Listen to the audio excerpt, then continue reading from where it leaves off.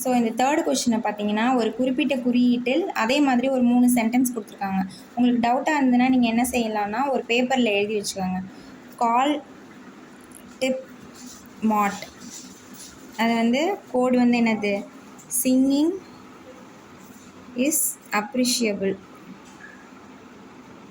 Next பார்த்தீங்கன்னா மாட் batch மின், அதுக்கு வந்து டான்சிங் இஸ் குட் அப்படின்னு போட்டு எழுதியிருக்காங்க.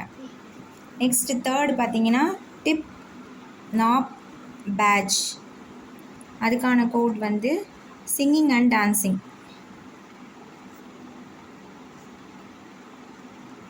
இப்படி கொடுத்துருக்காங்க. இதுக்கு என்ன கொஷின் கேட்குறாங்கன்னா குட் அப்படிங்கிறதுக்கான கோடு என்னன்னு கேட்குறாங்க. குட்டுங்கிறது செகண்ட் சென்டென்ஸில் தான் இருக்குது.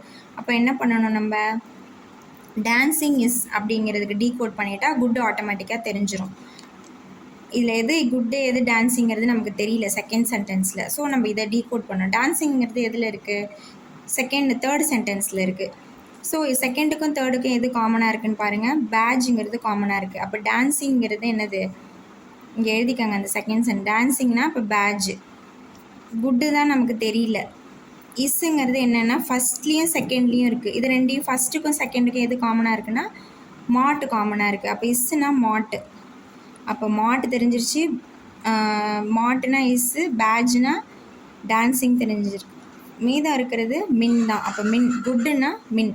அப்போ so answer is second one, மின். தேங்க்யூ.